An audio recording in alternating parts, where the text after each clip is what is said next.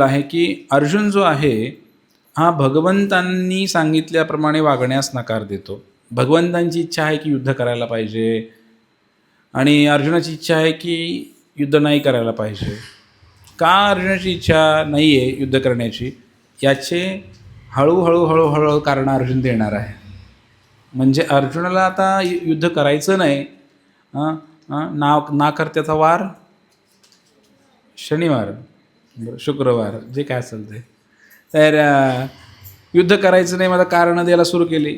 अर्थातच ती कारणं पण काही योग्य वाटणार आहेत आपल्याला ऐकल्यानंतर. तर अर्जुन जो आहे आता एक कारण देणार आहे. ते आपण प्रत्येक सत्संगाला पाहूयाच. पण आता या ठिकाणी एक गोष्ट येते की अर्जुन जो आहे अर्जुन त्या पाहुण्या रावळ्यांच्या पुढंच उभा आहे आणि आता तो म्हणतोय की युद्ध करायचं नाही कारण हे माझे लोक आहेत. त्याला आसक्ती निर्माण झाली. आजी मामे नातवंड सगळे मेहुणे पाहुणे सगळा त्याचा गोतावळा पुढंच आहे आणि 5 भाऊ फक्त एका बाजूला आहेत. मला त्याचं म्हणणं आहे की कधी कधी असं होतं ना, घरामध्ये सुद्धा आपल्या असं होतं की एकत्र कुटुंब पद्धती असेल, घरामध्ये 4-5 भाऊ असतील, काय असतील, त्यांची मुलं असतील, काय अजून कोण असतात.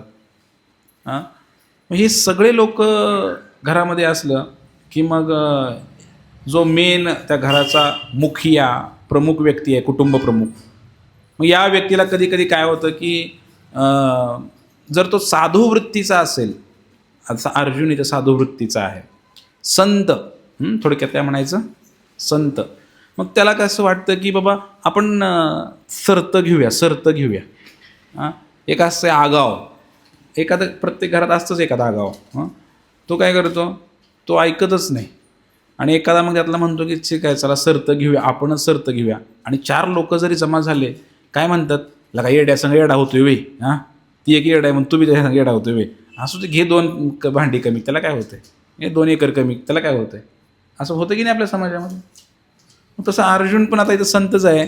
मग त्याला ते लोक, तो स्वतःहूनच म्हणतोय मला नको, काहीच नको, मला तुमची जमीन पण नको, मला तुमचे पैसे पण नको, मला काही प्रॉपर्टी नको, मला ना तुम्ही काय करा, मला आपलं जंगलामध्ये जाऊ द्या, मी आपली भिक्षा मागून खातो. कशाला उगाच मला सांगा तुम्ही, आपल्याच लोकांना मारायचं, परत आपणच राजा बनायचं, हे चांगलं नाही वाटत ना. एखाद्या संत व्यक्तीला चांगलं नाही वाटत. तो संत म्हणजे काय की तो सगळं सोडायला तयार आहे. संत म्हणजे तो, त्याला आसक्तीच नाही कसली, त्याला काही वाटत नाही. सुखे दुखे समय कृपा लाभा लाभो जया जयो, सुख आलं काय दुःख आलं काय, तो व्यक्ती नियमितपणे भगवंतांवर आश्रित राहतो. मग जमीन असली काय नसली काय आणि काही जरी झालं तरी त्याला काहीच फरक पडत नाही. आता अर्जुन जो आहे तो अर्जुन ते आपली भूमिका निभावते संताची. आता अर्जुन म्हणतोय की मला काही नको आहे. ठीक आहे, मला त्यांना काय भोग करायचं ते करू द्या. पण आता हा युद्धाचा विषय तुमच्या घरगुती राहिलेला नाही ना. घरगुती आहे का हा विषय? ही घरगुती भांडणं आहेत का? हे भांडण घरगुती नाही राहिलेलं. आता हे भांडण आहे देशाचं, प्रजेच्या कल्याणाचं. म्हणून अर्जुनाला सुद्धा भगवंत मूर्खात काढणार आहे थोड्या वेळाने. तू काय बोलतोयस अर्जुना? तुझ्या घरचं भांडण असतं, तू बस गपचूप, तू पाक सगळं अंगाचे कपडे काढून दे, निघून जा, काही प्रॉब्लेम नाही आम्हाला. पण अर्जुन आणि हे पांडव राजाची भूमिका निभावत आहेत. इकडे हा अधर्म करतोय दुर्योधन. मग तुम्हाला आता काय करायचं आहे? धर्माची स्थापना करण्यासाठी भगवंत युद्ध करायला लावतं. म्हणून असं म्हटलेलं आहे, स्वतःवर किती पण मोठं संकट येऊ द्या, सहन करा. स्वतःला किती पण त्रास होऊ द्या, सहन करा. पण ज्या वेळेला तुमच्या परिवारावर किंवा समाजावर किंवा तुमच्यावर अवलंबून असणाऱ्या व्यक्तीवर संकट येतं, तेव्हा तुम्ही गप्प नाही बसायला पाहिजे. तुमच्या गुरुवर संकट येतं तेव्हा तुम्ही गप्प नाही बसायला पाहिजे. तुम्हाला एखाद्याने शिवी दिली, तुम्ही सहन करा, उलटं नका बोलू, तो तुमचा प्रश्न आहे. पण तुमच्या गुरुला कोणी शिवी दिली, तुमच्या भगवंताला कोणी शिवी दिली, तुमच्या धर्माला कोणी शिवी दिली, ते तुम्ही सहन नका करू. मग आता इथं काय चालू आहे? अर्जुनाचा वैयक्तिक प्रश्न नाही राहिलेला. आता हे 5 पांडव आहेत आणि राज्याचा प्रश्न आहे ना. जर पांडव नाही जिंकले तर अधर्माचं राज्य निर्माण होईल, साहजिकच लोकांना समाजातला त्रास होईल. विनाकारण, कारण हा राक्षसी वृत्तीचा आहे दुर्योधन. म्हणून म्हटलेलं आहे की बाबा अर्जुन आता स्वतःपुरतं बघतोय हा, असं एकंदरीत दिसतं, पण तसं नाही आहे. ॲक्च्युली तो संत वृत्तीचा आहे. पण संत वृत्तीसुद्धा काय आहे, तर ही पूर्ण आहे का बघा बघा या ठिकाणी संत वृत्ती. कारण दुसऱ्याचं यात नुकसानच होणार आहे, आता समाजाचं नुकसान होणार आहे यांनी माघार घेतली तर. म्हणून कधी कधी लढावं लागतं या सामाजिक प्रश्नांवरती, राजकीय प्रश्नांवरती सुद्धा. म्हणून धर्म प्रधान आहे. धर्माचं रक्षण करण्यासाठी जगायला पाहिजे. आज समाजामध्ये आपण पाहतोय की लोक धर्माचं रक्षण करण्यासाठी नाही जगत आहे. स्वतःचं बायको, स्वतःचा मुलगा, आणि मग त्यातनं जरी वेळ काढून काही सामाजिक कार्य करा म्हटलं, देवाचं काही आध्यात्मिक कार्य करा म्हटलं तर नाही, वेळ निघत नाही आम्हाला. एक असतं स्वतःसाठी. असं एक मराठीमध्ये म्हटलेलंच आहे की स्वतःसाठी जगला तर जगला का मेला. स्वतःसाठी जगला तर मेला. पण स्वतः जगत असताना इतरांसाठी जगला तर तो खरा जगला. जसं धर्मासाठी जर आपण जगत असू तर धर्म आपलं रक्षण करेल. धर्मो रक्षिती रक्षिता, धर्म रक्षण करणार आपलं. परंतु आपण स्वतःसाठी जगत असाल तर धर्म म्हणण्यात माझ्या काय बापा चाललंय, तुला जसं बोंबलंय तसं तू बोंबल. धर्म काहीच करत नाही आपल्यासाठी. समजलं का तुम्हाला? तसं जबाबदारी नावाचा ही संकल्पना आहे की आपली जबाबदारी काय आहे हे आपण पाहायला पाहिजे. आणि जबाबदारी, राष्ट्राची जबाबदारी, जेव्हा आईच्या पोटातनं बाहेर आलं का ते पिल्लू, आपण त्या आईच्या गर्भातनं बाहेर आलो, तात्काळ आपल्यावरती जबाबदाऱ्या पडलेल्या आहेत. ऋण आपल्यावरती आहे. देशाचं ऋण आहे, आईचं ऋण आहे, वडिलांचं ऋण आहे, समाजाचं ऋण आहे, पाहुण्यारावळ्यांचं ऋण आहे, हे सगळे ऋषींचं ऋण आहे, देवतांचं ऋण आहे. हे सगळं फेडावं लागतं आपल्याला, तेव्हा मुक्ती मिळते संसारातून. सगळ्यांचं ऋण आहेत आपल्यावरती, ते सगळ्यांसाठी आपल्याला कार्य करावं लागेल. एखाद्याने लग्न केलं आणि हौसेपोटी मुलं झाले 2, मग आता गप्प बसून जमेल का? त्या मुलांना सांभाळावं लागेल ना. तो म्हणेल मला काही माहितीच नव्हतं ना, असं होणार होतं, नाही असं होणार होतं, मला नाही जबाबदारी घ्यायची, असं नाही चालणार. मग लग्न कोणी करायला सांगितलं होतं तुम्हाला? जसं तुम्ही जन्माला आलाय म्हणजे तुमच्यावरती ऋण आहेत. हे सगळी ऋणं फेडावी लागतील तुम्हाला. असं हवेत हात वर करून जमणार नाही की मला जमणार नाही म्हणून. आता अर्जुन काय करतो, एक प्रकारे हवेतच हात वर करतो, मला युद्ध करायचं नाही. अरे तुझा कुळ कोणता आहे? क्षत्रिय आहेस. क्षत्रिय म्हणजे लढलं पाहिजे. हां, तू ब्राह्मण असता, काय असता, संत असता, एखादा संन्यासी असता, आम्ही तुला काय म्हणलं असतं का तलवार घे बाबा, त्याला जमणार पण नाही. संन्याशाला तलवार उचलणार सुद्धा नाही. पण तू रक्तातच तुझ्या गुण आहे की युद्ध करण्याचा. क्षत्रिय आहे. जसं आजकाल नाही का वर्णसंकर झालेला आहे ना, बरेच लोक काय करतात, कुणाचा धंदा कुणी पण करतात. चांभार आणि चपल्या शिवायचा पहिला असा व्यवसाय असायचा. न्हावी समाजामध्ये कटिंग करायची, लोहार समाजाने अवजारं बनवायची, शेतकऱ्यांनी शेती करायची, असं वेगवेगळे, ब्राह्मणाने अध्यापन करायचं, असं वेगवेगळे होतात. ते येईल पुढं. आता वर्णसंकर झालं सगळं, कुणाचा पण धंदा कुणी पण करायला लागलं. आणि त्यामुळे आपल्या समाजामध्ये आता अशांतता निर्माण झालेली आहे. प्रत्येकाने जर वाटून दिलेला धंदा केला असता व्यवस्थित तर मग हे असं झालं नसतं.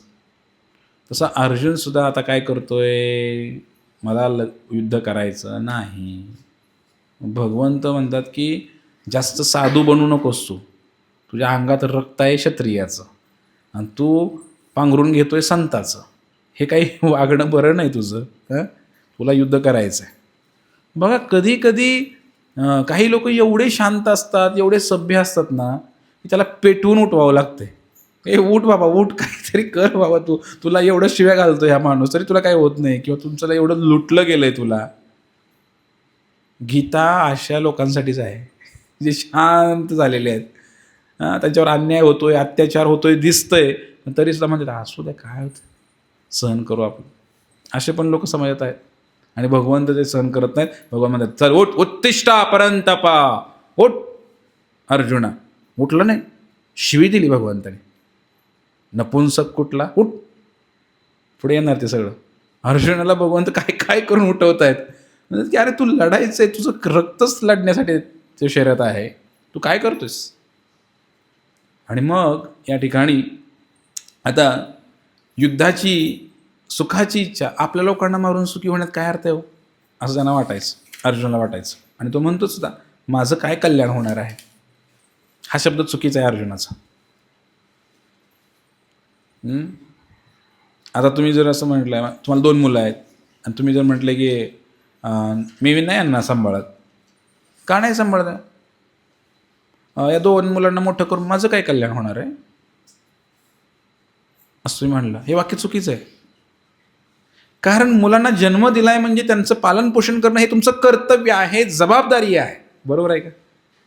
हे बोलणं शोभतं का तुम्हाला, माझं काय कल्याण होणार आहे 2 मुलांना सांभाळून? तसं झालं की आता अर्जुन काय म्हणत आहे, माझं काय कल्याण होणार आहे युद्ध करून? कल्याणाचा विषय येतो कुठं तुझ्या? तू राजा आहे, क्षत्रिय, तुला लढायचा आहे, विषय संपला. समाजाचं कल्याण बघ, तुझं कल्याणाचा काय विषय आहे इथे? तुझी जबाबदारी आहे, नैतिक जबाबदारी आहे युद्ध करणं, तू पळून जाऊ नकोस. आणि मग पुढे बोलतायत की काय बोललाय अर्जुन, तुम्ही मला हे राज्य हस्तिनापूर वगैरे काय नको, तुम्ही मला पृथ्वीचा जरी राजा बनवला आणि तिथलं सगळं राज्य दिलं तरी मी लढणार नाही. म्हणजे आता कृष्णाला किती राग आला असं. काही लोक एकदम हाडून बसतात असे, पृथ्वीचा राजा बनवला तरी मला युद्ध करायचं नाही आणि मला लढायचं नाही, अर्जुन म्हटला.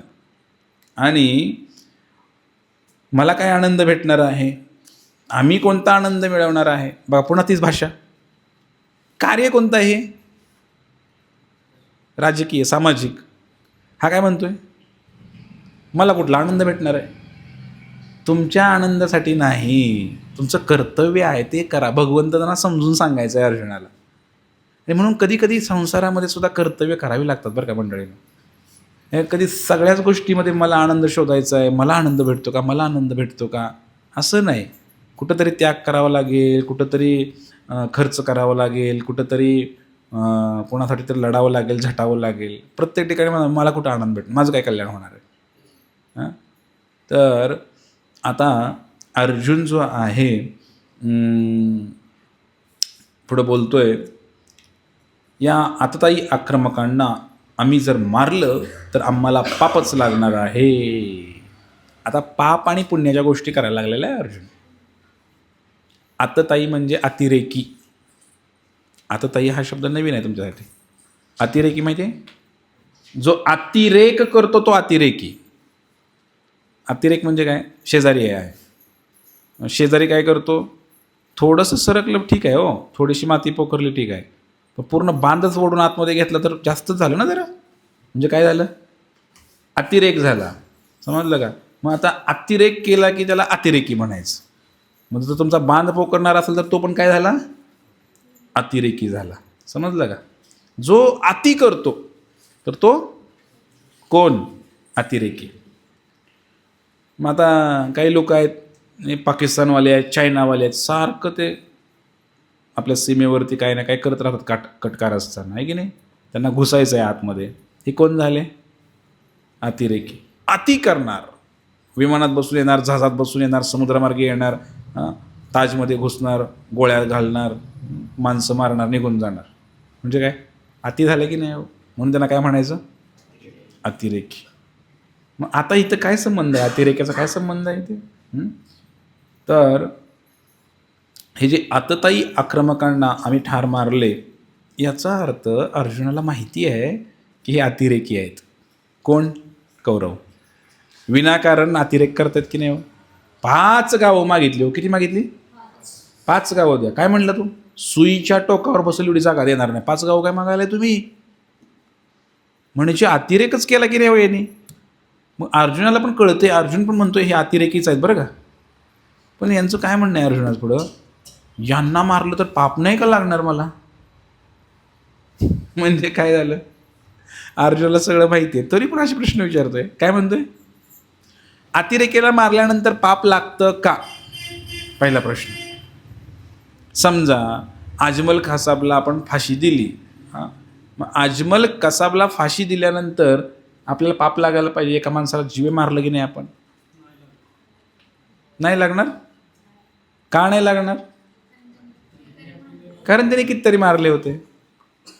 म्हणजे काही लोक आपल्या देशामध्ये होऊन गेले ज्यांनी काय केलं, अहिंसा अहिंसा अहिंसा अहिंसा परमो धर्म, अहिंसेचं पालन केलं. पण कधी कधी हिंसा पण करावी लागते. धर्माचं रक्षण करण्यासाठी हिंसा करावी लागते, मारपीट करावी लागते, मारामारी करावी लागते. बऱ्याच लोकांना आयुष्यभर सज्जन बनून राहायला पण आवडतं. बरेच जण म्हणतात आयुष्यात आपण कधी त्याच्या आईला मायला म्हणलो नाही बरं का, कोणाच्या अंगाला हात लावून नाही बरं का. काय उपयोग तुझं?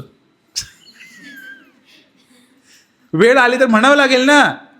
वेळ आला तर कधी भांडण करावं लागेल ना धर्माच्या रक्षणासाठी. एवढं सज्जन राहून काय करणार आहे? तुम्हाला उस्कवत नाही मी, सत्य बोलतोय.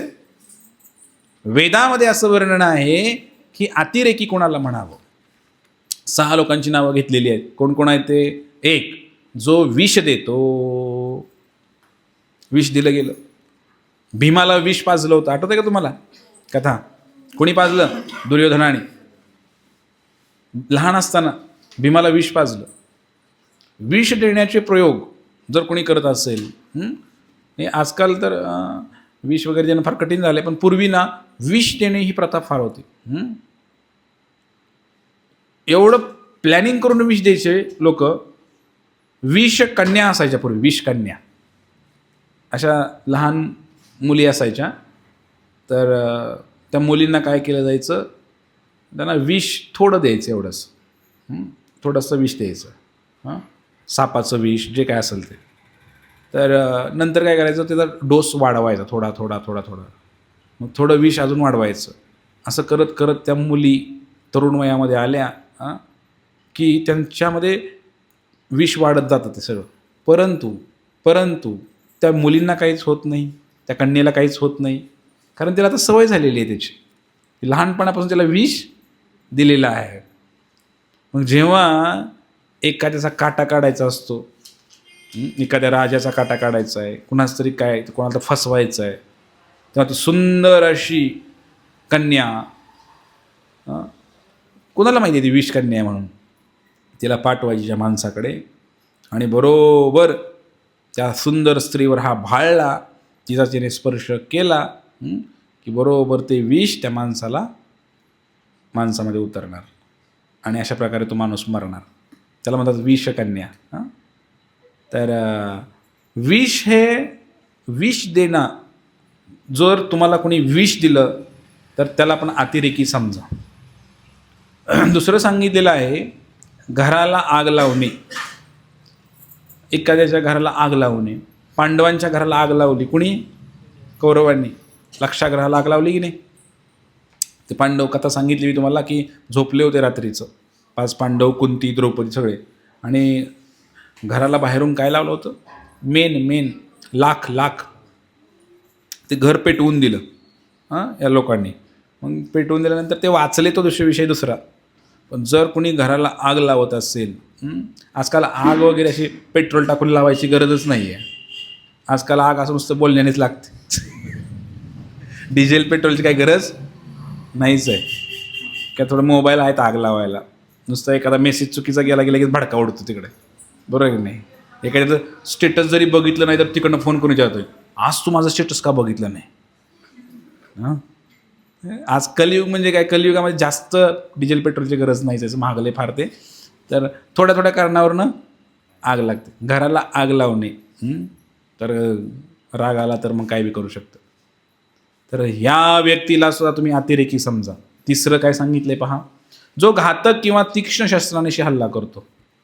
तुमच्यावर जर कोणी हल्ला केला असेल तलवारीने, चाकूने, तर तीक्ष्ण हत्याराने, त्याला सुद्धा तुम्ही काय समजा? अतिरेकी समजा, आतताई समजा. आणि पांडवांवरती हल्ला केला होता. द्रौपदीची 5 मुलं झोपली होती अशी. रात्रीच येऊन त्या अश्वत्थाम्याने काय केलं? मारून टाकली 5 मुलं द्रौपदीची. म्हणजे शस्त्रानेशी हल्ला केलाच की हो. आणि चौथा आहे संपत्ती लुटतो.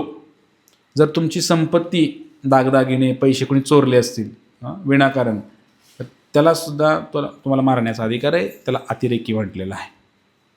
आणि 5वं आहे जो दुसऱ्याची जमीन बळकावतो. तुमची जर जमीन बळकावली असेल कुणी जाणून बुजून, यांची बळकावलेच की सगळ्यात आहे हां, तर त्यांनासुद्धा तुम्ही अतिरेकी म्हणा, त्यांना मारण्याचा अधिकार तुम्हाला आहे. आणि 6वं जो परपत्नीचे अपहरण करतो. तुमची बायको जर कोणी पळवून नेली असेल तर तुम्ही त्याला मारू शकता. आणि उदाहरण आपल्याकडे आहे रामायणातलं. प्रभू रामचंद्रांची पत्नी सीतामातेला पळवून नेलं कुणी? रावणाने. प्रभू रामचंद्र म्हणजे मूर्तिमंत करुणेचा सागर आहे.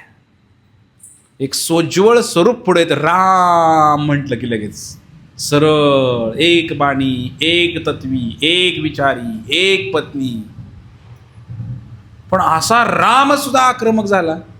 धनुष्यबाण हातामध्ये घेतलं आणि या रामाने रावणाचा वध केला. हिंदीमध्ये असं म्हणतात, कब करे माफ कब करे साफ. सीखना चाहिए. कधी माफ करायचं ते शिकलं पाहिजे.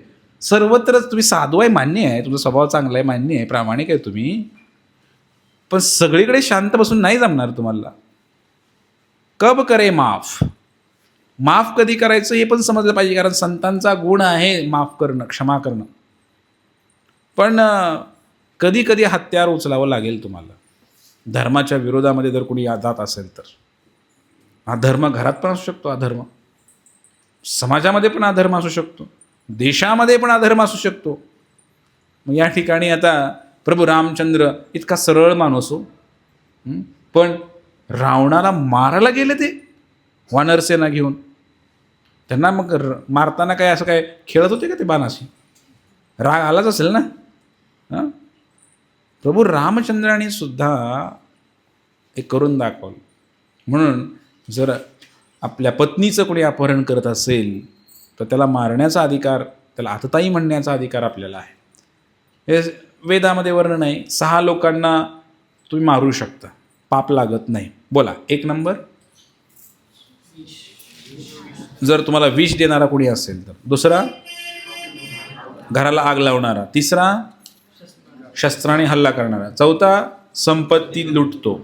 5, जमीन बळकावतो. 6, पत्नीचे अपहरण करतो. 6 लोकांना. आता आपल्याला एखाद्याच्या पत्नीचं अपहरण केलं आणि तुमच्यामध्ये काय एवढी ताकद नाही, तो माणूस फार मोठा आहे आणि मग तुम्ही घाबरून गेला, अरे आता कसं काय त्याशी लढू मी, फार मोठा व्यक्ती आहे, त्याकडे भरपूर पैसा आहे आणि आता मी काहीच करू शकत नाही असं म्हणून बसला. किंवा तुमच्याकडे शक्ती आहे पण आता मी काय करू, मला पाप लागेल आता त्याला मारलं तर. जाऊन असं मारावंच वाटतं त्याला, परंतु खूनच करावं असं वाटतो याचा, पण काय करू पाप लागेल. पाप नाही लागणार. याचा अर्थ तुम्ही खून करा असं म्हणत नाही मी. हे दिलेलं आहे वेदामध्ये. तर आजकाल न्यायव्यवस्था आहे, त्याचा आधार घेतला पाहिजे. नाहीतर मग ते अवघड होईल सगळं, सगळ्यांनी जर नियम हातात घेतले तर. तर पण पाप नाही लागणार.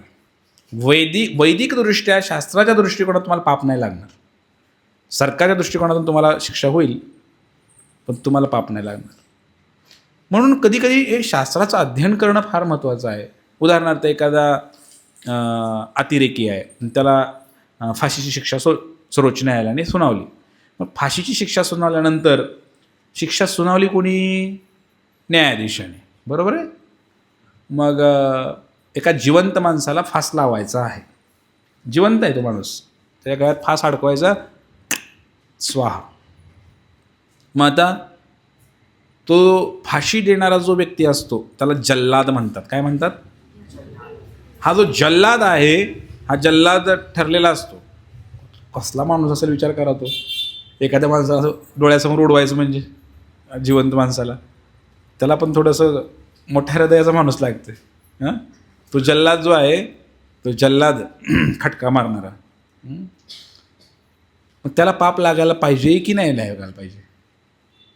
मारलं की नाही, ते जिवंत मारलं की नाही एका माणसाला?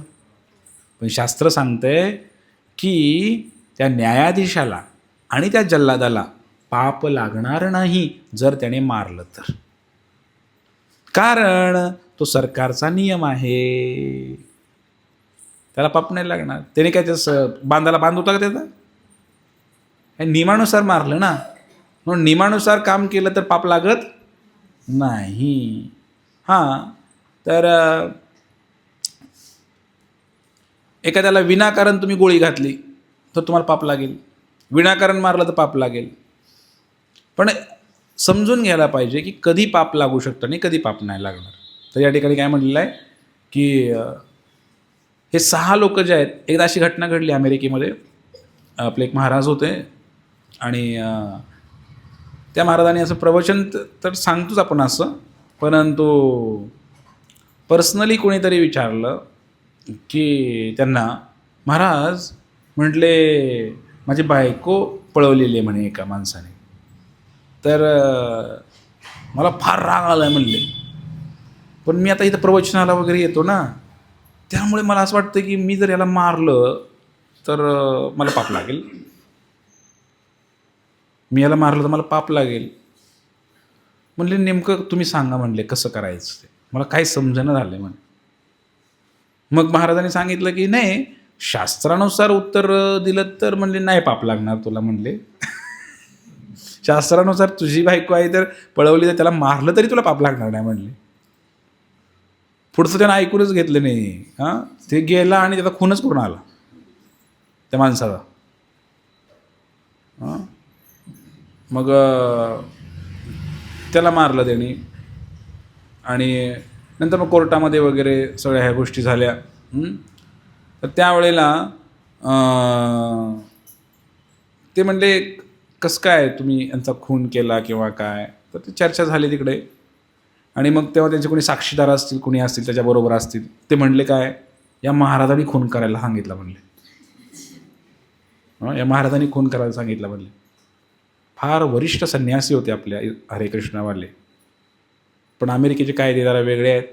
तर म्हणले ह्या महाराजांच्या सांगण्यावरनं खून केला आहे म्हणले. त्याने काय मुद्दाम खून केलेला नाही म्हणले. आणि मग त्यांना 10 वर्ष जेल झाली महाराजांना, बिचारे काहीच नाही.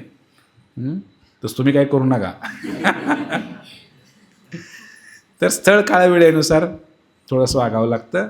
कलियुग आहे आणि आपल्याकडे सरकारी सिस्टम आहे, त्याचा पण वापर केला पाहिजे, योग्य पद्धतीनं गेलं पाहिजे. पण अशा लोकांना मारलं तर पाप लागत नाही असं शास्त्राचं म्हणणं आहे. ही वैदिक गोष्ट आहे. तर पहिला जो इथं प्रश्न आहे की अर्जुनाच्या मनामध्ये शंका आहे की या लोकांना मारलं तर मला पाप लागेल, स्पष्टच म्हणतोय. याचा अर्थ या ज्ञान झालं की हो नाही पाप लागणार अर्जुनाला, ते अधर्मी आहेत ना लोक. हां, तर त्यामुळे धृतराष्ट्रपुत्रांना आणि आपल्या मित्रांना मारणं आपल्यासाठी योग्य नाही. यापासून आम्हाला काय लाभ होणार आहे, पुन्हा तेच प्रश्न. भगवंत म्हणून गप्प बसले खरं, पुन्हा तेच प्रश्न, काय आम्हाला काय लाभ होणार आहे, अर्जुन पुन्हा विचारतोय. अरे लाभासाठी तुझ्या चाललंच नाही बाळा. हे तुम्ही राजे लोक आहात, अधर्म वाढतोय तो कट करा, धर्माची स्थापना करा, तुमचं कर्तव्य पूर्ण करा. आमचं कल्याण होईल का, आम्हाला काही लाभ होईल, काही विषयच नाही इथं. हां, आणि म्हणून हे माधव, आपल्याच नातलगांची हत्या करून आम्ही सुखी कसे हो. हां, आपण इतिहास साक्षी आहे, रामायण साक्षी आहे, महाभारत साक्षी आहे. इथं अर्जुन आपल्या लोकांची गोष्ट करतो, पण या जगात आपलं कोणच नसतं, एवढं लक्षात ठेवा. रामायण काढा, महाभारत काढा, सगळं शास्त्र काढा, आपल्याच लोकांनी आपला काटा काढल्याचं दिसून येत. बरोबर आहे का नाही? रामायणामध्ये काय झालं, आईनेच काढला मुलाचा काटा, कैकेयीनेच काढला मुलाचा काटा रामाचा. बरोबर आहे का? आता रामकथेमध्ये होईल हे सगळे विषय, शूर्पणखेचा सुद्धा विषय होईल. त्या शूर्पणखेने रावणाचा काटा काढला, बहिणीने भावाचा काटा काढला. आणि इकडे तुम्ही महाभारत घ्या, महाभारतामध्ये काय झाले, घरातलेच वाद आहेत सगळे. एका भावाने दुसऱ्या भावाचा काटा काढला. हां, मामाने भाच्याचा काटा काढला, त्या भाच्याने मामाचा काढला. काय काय घडले महाभारतामध्ये. गुरुनी शिष्याचा, मित्राने एकमेकाचा काटा काढला. द्रुपद महाराज, सगळं आपण ऐकलेलं आहे. म्हणजे रस्त्यावरून एखादा माणूस चाललाय तर त्याला आडवून कानाखाली देण्याचा आम्हाला काहीच अधिकार नाही. कोण लागतो तो माझा? भांड्याचा काही अधिकार आहे का? कानाखाली द्यायचे आणि भांडायचा अधिकार आमच्या घरात आहे. म्हणून म्हटलं की काटा काढणारी लोक किंवा नुकसान पोहोचणारी लोक बाहेरचे नसतात, आपलेच असतात. भारताचं सगळ्यात जास्त नुकसान कोणामुळे होते? पाकिस्तानमुळे किंवा कोण अफगाणिस्तानमुळे होत नाही, चीनमुळे होत नाही. आपल्याच देशात आपलेच लोक आहेत, आपलेच खाणारे गद्दार लोक आहेत. बरोबर आहे की नाही? तेच लोक आपल्याला वर येऊ देत नाही. म्हणून हे जे लोक आहेत, एक सिद्धांत लक्षात ठेवा, आत्तापर्यंतचा अभ्यास आहे की परका कोणी जास्त एवढं नुकसान करत नाही जेवढे आपले लोक आपलं नुकसान करतात. म्हणून सावधान, आपल्या लोकांपासून सावधान. आणि म्हणून अर्जुनाची ही एक अज्ञानच आहे म्हणायला लागेल. अर्जुन काय म्हणतोय? आपल्या लोकांना मारून काय बरं सुख मिळणार आहे? आपलं कोण नाहीच आहे इथे. ही भगवंतानी योजना केलेली आहे, तुझ्याकडे पाठवलेलं आहे तुझा काटा काढण्यासाठी. आणि म्हणून या ठिकाणी अर्जुन जो आहे त्याचे गुरुजन, मित्रगण, पुत्र, नातू इत्यादी यांच्यामुळं अर्जुनाला वाटलं की सामान्य लोकांबद्दल ज्या कडक उपाययोजना कराव्या त्यांच्या बाबतीत करू नये. एक गोष्ट मी तुम्हाला सांगितली होती की आपलं ते दुसऱ्याचं ते कार्ट, आपला तो बाब्या, जे काय असेल ते. म्हणजे बघा आपण कसं करतो बघा. समजा घरामध्ये 2 भाऊ आहेत, सख्खे भाऊ आहेत. त्यांच्या बायका पण आहेत 2, जावा ना. मग त्याच्यामध्ये जे दोघींनाही मुलं आहेत, तिला एक मुलगा एक मुलगी आहे, ह्याला पण एक मुलगा एक मुलगी आहे. मग नॅचरली कसं असतं, प्रेम कसं असतं सांगा बरं तुम्ही? आपल्या मुलावर जास्त प्रेम असतं की नाही? साहजिकच. साहजिकच आईचं प्रेम आपल्या मुलावर राहतंच की हो. पण जो दुसऱ्या भावाचा मुलगा आहे किंवा आपल्या भाऊजाईचा मुलगा आहे, तर त्याच्यावरती एवढं प्रेम नाही राहत आहे. जर तुमच्या 2 जावांपैकी एका जावेने जर तुमच्या मुलाला मारलं, तुम्हाला राग येते की नाही? येते की नाही? महिला मंडळ राग येते की नाही? माझ्या मुलाला कसं काय मारलं तू? बघा इथं अर्जुन काय करतोय की आता आपल्या लोकांबद्दल थोडीशी आपुलकी आहे. म्हणजे तो काय म्हणतोय, बाहेरच्या लोकांना ठीक आहे हो मारलं असतं, भांडणं केली असं पण बाहेरच्या लोकांबरोबर, पण आपल्याच लोकांना कशाला भांडणं करायची, आपण कशाला मारायचं, असं कोण म्हणतोय? मग बाहेरच्यांसाठी नियम वेगळे, आपल्या घरातल्या लोकांसाठी नियम वेगळे. घरातल्या लोकांनी खून केला तरी हां ठीक आहे समजून घ्या, बाहेरच्या लोकांनी काय थोडं मारलं तरी त्याला पेटून उठा. समजतंय का? बरेच आई वडील या भूमिकेमध्ये असतात की आपल्या मुलांनी चूक केली तर सहन करतात, असं जे आपलंच आहे म्हणतात. पण दुसऱ्यांनी बाहेरच्यांनी चूक केली तर सगळ्या जगाच्या पुढे नेऊन दाखवणार ह्याने चूक केली म्हणून. हे वागणं बरोबर नाही आहे. संतासारखं बनायला पाहिजे, संतांचे गुण आमच्यामध्ये यायला पाहिजेत, त्याशिवाय मुक्ती नाही. सर्वांना समान व्यवहार म्हणजे संतांचा असतो. तुमचा पोटचा गोळा असू द्या नाहीतर शेजारचा असू द्या, जर चूक केली तर 2 कानाखाली लावायलाच पाहिजेत. येते का लक्षात तुमच्या? पण स्वतःच्या मुलाचंच खपून घेणार, दुसऱ्याने केलं की चव्हाट्यावर आणणार, हे संताचं लक्षण नाही आहे. म्हणजे दाखवायची जात वेगळे, खायची जात वेगळे, असाच प्रकार झाला. मग अर्जुन म्हणतोय की बाहेरच्या लोकांसाठी ठीक आहे हो मारामारी केलीच ठीक असते, पण आपल्या लोकात का मारामारी करायचे, म्हणजे खपवून घ्यायचं. म्हणजे अधर्म कुठं जरी झाला तरी शिक्षाही द्यावीच लागेल.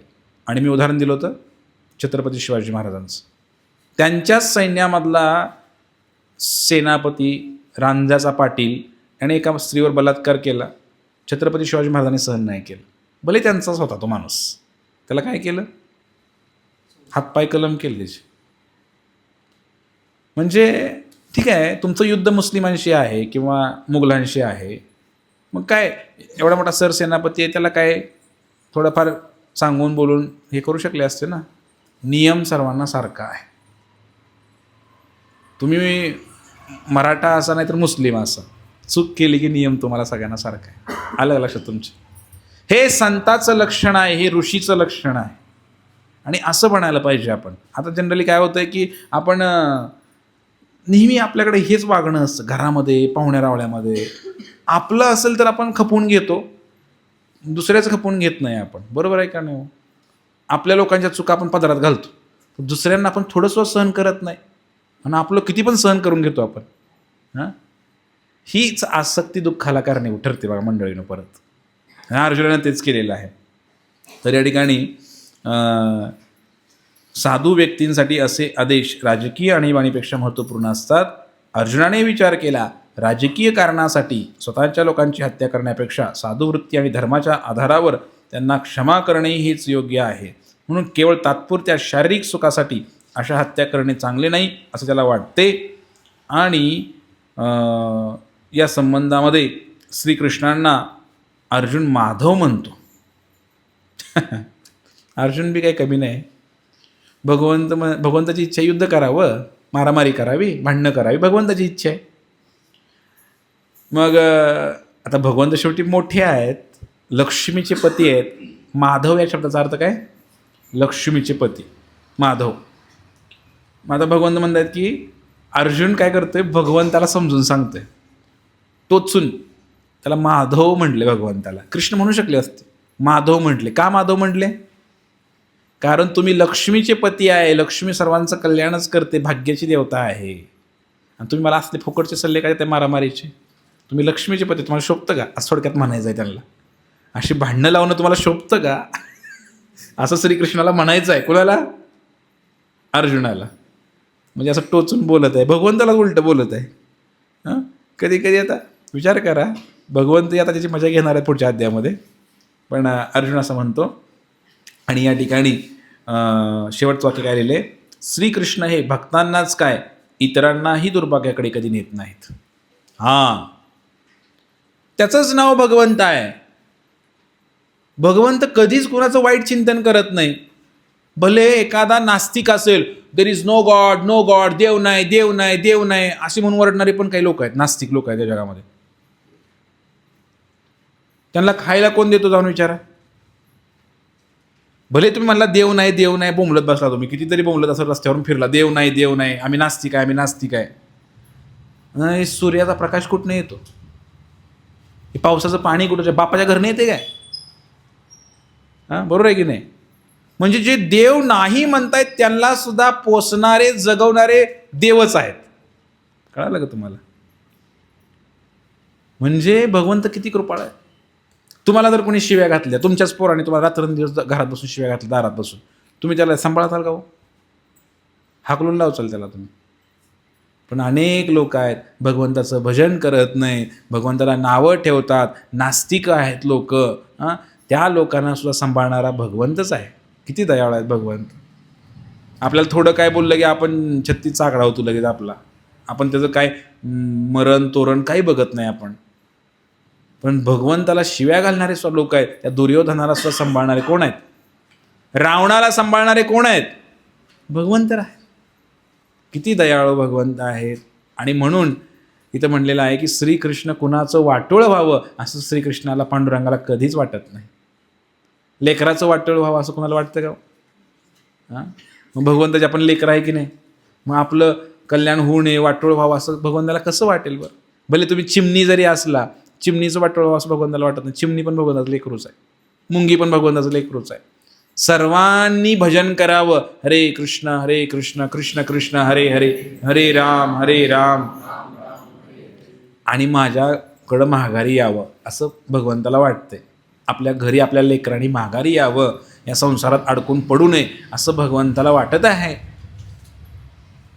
भगवंताला कधीच असं वाटत नाही की बरं झाला, मला शिव्या घालत होता का, देव नाही म्हणत होता का, मर आता, बरं झालं, असं देवाला कधी वाटत नाही हो.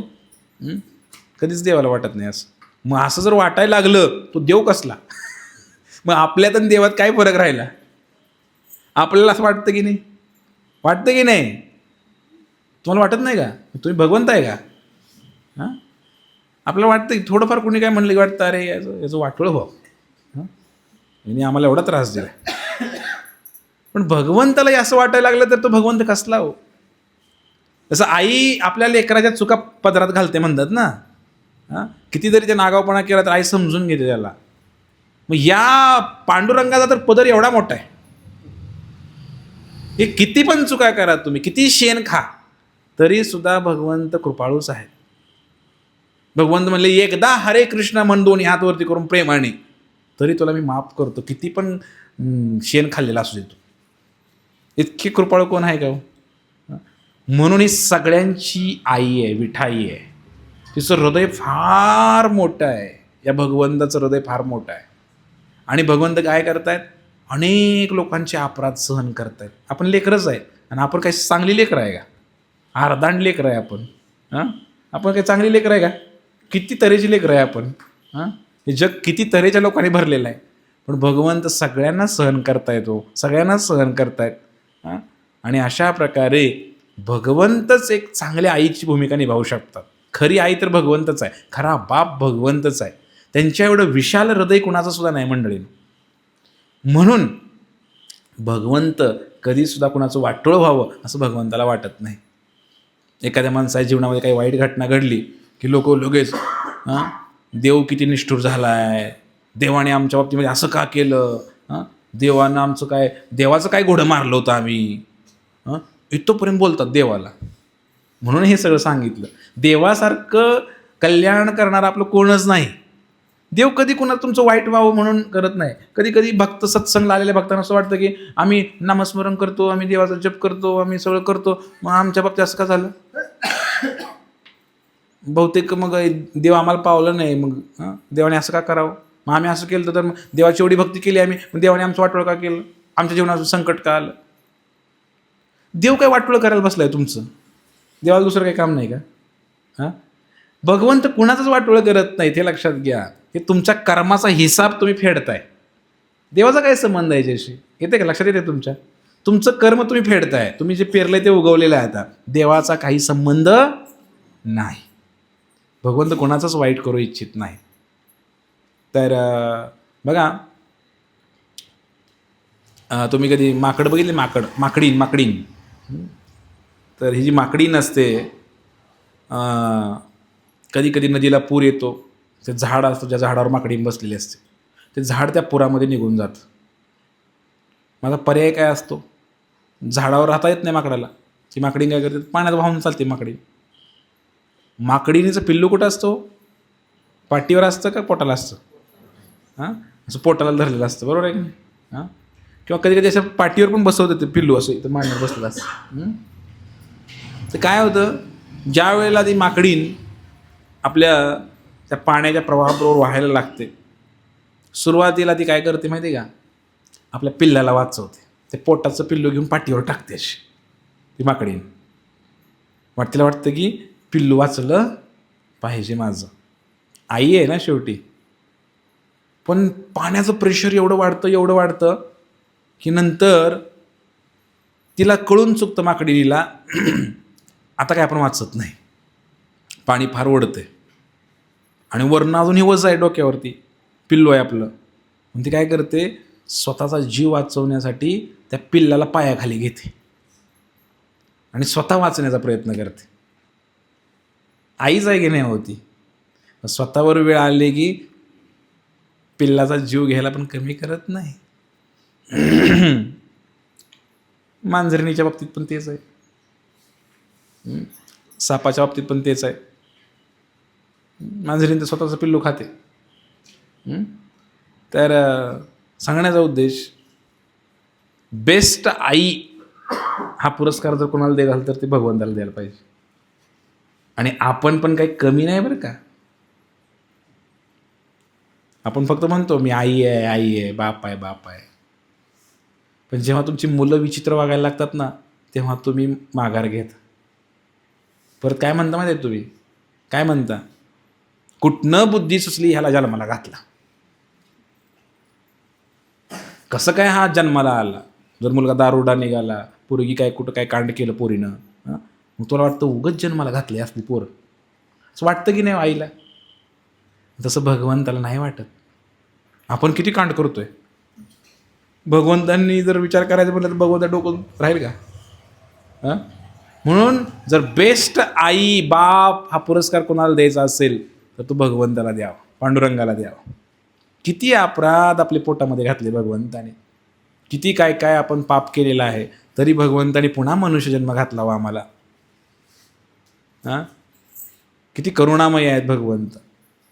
म्हणून भगवंताला कधी दोष नाही द्यायला पाहिजे आयुष्यामध्ये. आपल्या आयुष्यात काही जरी संकट आलं तर भगवंताला कधी दोष नाही द्यायला पाहिजे. हे आपल्या कर्माचा हिसाब आहे म्हणून सहन करायला पाहिजे. तर अशा प्रकारे अर्जुन जो आहे, तर अर्जुन या ठिकाणी कुटुंबाची हत्या करण्यामध्ये आणि आपल्या मित्रांशी भांडण करण्यामध्ये त्याला दोष दिसत नसला तरीसुद्धा कुटुंबाचा नाश केल्यामुळे होणाऱ्या अपराधाची जाण असताना आम्ही अशा पापकृत्यामध्ये का सहभागी व्हावे? अजूनही अर्जुनला कळलेलं नाही आहे. अर्जुन म्हणतोय काय पाप आहे, हो हे पाप आहे, भांडणं करणं पाप आहे असं म्हणत आहे. तर युद्धाचा नियम तुम्हाला माहीत आहे का? काय नियम असतो? समजा एखाद्याने पुढच्याने तुम्हाला आव्हान केलं तर तुम्ही पळून जाता येत नाही तुम्हाला. एक राजा म्हटला युद्धाला तयार हो, तुम्हाला सुद्धा लगेच तलवार घेऊन बाहेर यावं लागतं, पळून जाता येत नाही. हा युद्धाचा नियम आहे.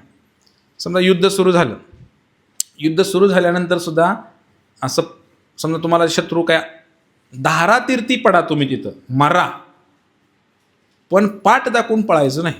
हा युद्धाचा नियम आहे. त्याला म्हणायचं खरा क्षत्रिय. पाठ दाखवून पळून गेला की तुम्हाला क्षत्रिय नाही, त्याला पळपुटा म्हणतात. हा युद्धाचा नियम आहे. बघा, जे सैनिक असा सैनिक सीमेवर लढताना मरतात ना, त्यांना स्वर्गप्राप्ती होते असं म्हटलेलं आहे. देशाचं रक्षण करताना जर एखादा मेला तर त्याला स्वर्गप्राप्ती होते.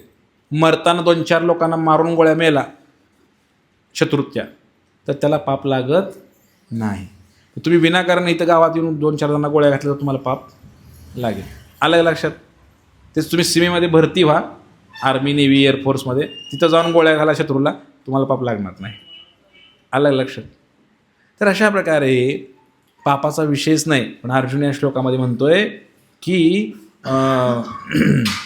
मी आता हे करू शकत नाही कारण दुष्परिणाम मला पुढं दिसत आहेत आणि या सर्व गोष्टींचा सारासार विचार करून अर्जुनाने युद्ध न करण्याचे ठरवले. बघा मंडळीनो, भगवंत पुढं आहेत, उभा राहिलेत आणि भगवंत काय म्हणतायत त्यांना विचारला पाहिजे की नाही सांगा बरं. आयुष्यामध्ये गुरुचं स्थान फार महत्त्वाचं आहे. बऱ्याच वेळेला आपण आपल्या संसारामध्ये निर्णय घेतो, हां मला असं वाटतंय की आपण आता इकडं जाऊया, ओ बरं ठीक आहे, मला असं वाटतं की हे खाऊया आपण. याला काहीच अर्थ नाही मंडळीनं. अहो कृष्ण वंदे जगद्गुरू, सगळ्या जगाचा गुरु, सगळ्या जगाचा बाप तुझ्या पुढे उभा आहे आणि तू म्हणतोय की मला असं वाटतंय. काय उपयोग आहे तुझा? म्हणून आयुष्यामध्ये नेहमी आपण काय करायला पाहिजे, निर्णय घेताना गुरूंना विचारून निर्णय घ्यायला पाहिजे. त्यासाठी आधी गुरु तर पाहिजे की नाही हो? नाही विचारायचं कोणाला? गुरु पाहिजे की नाही आयुष्याला? आपले गुरु कोण आहेत सध्या? गुगल गुरु, यूट्यूब, फेसबुक, याच्यावरूनच आम्ही बघणार एखादी माहिती आणि आम्ही म्हणणार की हां हे बरोबर आहे, हे बरोबर आहे, हे बरोबर आहे, हां हे असंच आहे, असंच आहे. तुम्हाला खरा गुरु शोधावा लागेल. कालच कोणतरी एकजण म्हटलं की कोळेगावमधले म्हटलं की एका माणसाने कसं यूट्यूबला काहीतरी पाहिलं, इस्कॉन आम्ही विदेशी संस्था आहे. इस्कॉन विदेशी संस्था आहे. विदेशी? अरे मंत्र देशी, गीता देशी, गीता सांगणारा महाराज देशी, सगळं देशी, आणि संस्था कशी विदेशी झाली रे? काही लोक असतात समाजामध्ये, हे सगळं गीता भागवत आपलं, राम आपला, कृष्ण आपला, संस्था विदेशी कशी होऊ शकते? कॉमन सेन्स आहे. तर म्हटलं कुठं शोधलं, नाही म्हणजे यूट्यूबला बघितलं कोणतरी म्हणतो तसं. तुम्ही यूट्यूबला जावा आणि यूट्यूबला सांगा तुकाराम महाराजांचा खून झाला का वैकुंठाला गेले, खून झाला म्हणणारे 100 लोकांचे व्हिडिओ भेटणार तुम्हाला. हां खूनच झाला म्हणे तुकाराम, आणि कसे वैकुंठाला गेले हे सांगणारे, सदेह वैकुंठाला गेले सांगणारे 100 व्हिडिओ भेटणार तुम्हाला. मग यूट्यूबला गुरु बनवून जमेल काय? गुरु तर लाईव्ह पाहिजे, असा जिवंत, कानाला धरून पिळून 2 कानाखाली देऊन 2 लाता घालून समजावून सांगणारा गुरु पाहिजे. समजतंय का तुम्हाला? म्हणून गुरुची आवश्यकता आहे आयुष्यामध्ये. तुम्हाला काय वाटतं हे महत्त्वपूर्ण नाही, कारण गुरुंनी सांगितलं, गुरूंना ज्ञान आहे, ते सांगतील हे चुकीचं आहे हे बरोबर आहे. पण बरेच लोक काय करतात माहिती आहे का, संसारामध्ये सुद्धा, की मनानेच निर्णय घेतो आपण, काय करायला पाहिजे काय नाही करायला पाहिजे. हे खरं सांगा बरं, सकाळी उठल्यापासून संध्याकाळी झोपेपर्यंत तुमच्या आयुष्यामधले निर्णय कोण घेतं? खरं मनाला प्रश्न विचारा 2 मिनटं. सकाळी उठल्यापासून झोपेपर्यंत तुम्ही जे काही निर्णय घेता ते कोण घेतं? तुम्ही स्वतः घेता ना, घेता की नाही? किती वेळा असं वाटलं की हे योग्य आहे का नाही, अयोग्य आहे, आपण गुरूंना विचारावं. गुरुच केला नाही तर अजून कसं व्हायचं? काही लोकांनी केला आहे पण माळ घालाय पुरताच. बरेच लोक म्हणतात ह्याने आम्हाला माळ घातली, आमचे गुरु झाले. माळ घातली त्याला गुरु म्हणत नाहीत. पुढचं महत्त्वाचं आहे की दीक्षा महत्त्वपूर्ण आहे, शिक्षा महत्त्वपूर्ण आहे. पुढं काय करायचं, नामस्मरण कसं करायचं, पुढं काय करायचं, पुढं निस्तरायचं, पावली सावलीप्रमाणे गुरु असतो. जगामध्ये पहिला मित्र आपल्याला कोणाला बनवायचा असेल तर गुरुला बनवलं पाहिजे. गुरु हा एक चांगला मित्र असावा. आजकालचे गुरु आहेत की गुरुपौर्णिमेला फक्त जाऊन भेटायचं, हार घालायचा गुरुला, एक फोटो काढायचा, सेल्फी काढायची गुरुबरोबर. गुरु पण असा करणार, इकडनं चांदी सिंहासना बसलेला असतो, सोन्याचा मुकुट असतो, त्याला असं करणार. कळतंय तुम्हाला? त्याला फोटोमध्ये एडिट करायचं, इथं ओम वगैरे काढायचं, मागं प्रकाश काढायचा, इथं प्रकाश काढायचा, स्टेटसला ठेवायचं. झालं गुरुपौर्णिमेला आमचे गुरु. हे गुरु नाही. गुरु म्हणजे मित्रासारखा, क्षणोक्षणी पदोपदी तुम्हाला निरंतर मज जागविती शिकविती सांभाळिती, तुकाराम महाराज म्हणले. निरंतर, कंटिन्यू उठवतात, सांगतात तुझं काय चुकलं बाळा, तुला काय केलं पाहिजे बाळा, पुढं कसं जायचं, निरंतर ते मार्गदर्शन करत असतात. म्हणजे guru is a best friend, he is a philosopher and then he is a guide. तो एक मोठा तत्ववेत्ता असायला पाहिजे गुरु. त्याला ज्ञान पाहिजे शास्त्राचं, आणि तो मार्गदर्शक असायला पाहिजे, चांगला मार्गदर्शक असायला पाहिजे. नुसतं दीक्षा घेतली आणि आपला गुरुजन काय संबंध नाही आणि काय त्यांनी सांगितलं ह्याला काय माहीत नाही, ह्याचं तत्वज्ञान त्याला माहीत नाही, त्याला काय उपयोग आहे? तर गुरु जो आहे हा भगवंत साक्षात पुढे उभा आहेत अर्जुनाच्या, आणि अर्जुन स्वतःच म्हणणं मांडायला लागले. अरे गुरूंच्या पुढे गेल्यानंतर गप्प वाचायचं असतं, गप्प. गुरु काय सांगतात ते ऐकायला पाहिजे. पण अर्जुनाचाही दोष नाही, कारण अजून गुरु मानलंच नाही. मित्रासारखे बोलत आहेत दोघं जण, कृष्ण आणि अर्जुन. अजून गुरु नाही मानलेला आहे, पुढच्या अध्यायामध्ये येईल ते. शिष्यस्ते हम शादी माम त्वाम प्रपन्नम. मग अर्जुनाला कळतं नाही नाही नाही आपलं काहीतरी चुकतंय बरं का. मग ते श्रीकृष्णाला पाया पडतं आणि म्हणतं की मला शिष्य म्हणून स्वीकार करा ना. शिष्यस्ते हम शादी माम त्वाम प्रपन्नम. मग तिथून पुढं श्रीकृष्ण बोलायला सुरू करतात. जे गुरु असतात ना ते फुकटचा सल्ला देत नाहीत. कृष्ण गपचूपच बसलेत, काय बोलणं झालं, काय काय बोलणार आहे आता पुढच्या अध्यायात येईल सगळं. असं होईल, मग काय होईल, युद्ध केलं तर मग माणसं मरतील, माणसं मेली तरुण की मग त्यांच्या बायका विधवा होतील, आणि बायका विधवा झाल्या तर मग व्यभिचार वाढेल समाजामध्ये, आणि व्यभिचार वाढला तर असले आयरेगैरे पोरं उत्पन्न होतील, आणि वर्णसंकर वाढेल आणि समाजात सगळा गोंधळ निर्माण होईल. हे सगळं तुम्हाला असं बरोबरच वाटणार आहे, पण ते त्याचं खोडून काढणार आहेत भगवान श्रीकृष्ण आता नंतर दुसऱ्या अध्यायामध्ये. भरपूर अर्जुन बोलणार आहे. तर अशा प्रकारे आपल्या जीवनामध्ये सुद्धा एक व्यक्ती असावा कोणीतरी की ज्याच्याकडून आपण मार्गदर्शन घ्यावं. पण तो व्यक्ती कोण असावा? ज्याला गीता भागवताचं ज्ञान आहे, अशा व्यक्तीला आपण गुरु म्हणून स्वीकारलं पाहिजे, आणि मग आपलं काहीतरी कल्याण होईल बघा. तर नुसतं माळ घालण्यापुरता गुरुपौर्णिमेला जाऊन नुसतं आरती करून यायची गुरुची, याला काही अर्थ नाही. तर गुरुचं आपण एका एका वाक्यावर चिंतन केलं पाहिजे. त्यांनी काय सांगितलं ते लक्षात ठेवलं पाहिजे. तर अशा प्रकारे इथं सांगायचं आहे की अर्जुन स्वतःचं म्हणणं मांडतोय पण ते चुकीचं आहे. तसं बऱ्याच गोष्टी गुरुनी सांगितल्यानंतर पटत नसतात बरं का. वाटतं की नाही नाही आपलंच बरोबर आहे हां असं वाटतं कधी कधी. पण थोडासा अभ्यास केला पाहिजे आपण, मग लक्षात येईल आपल्या सगळ्या गोष्टी. हरे कृष्ण कृष्ण कृष्ण हरे हरे हरे राम राम राम. श्रील प्रभुपाद की जय. भगवद्गीता की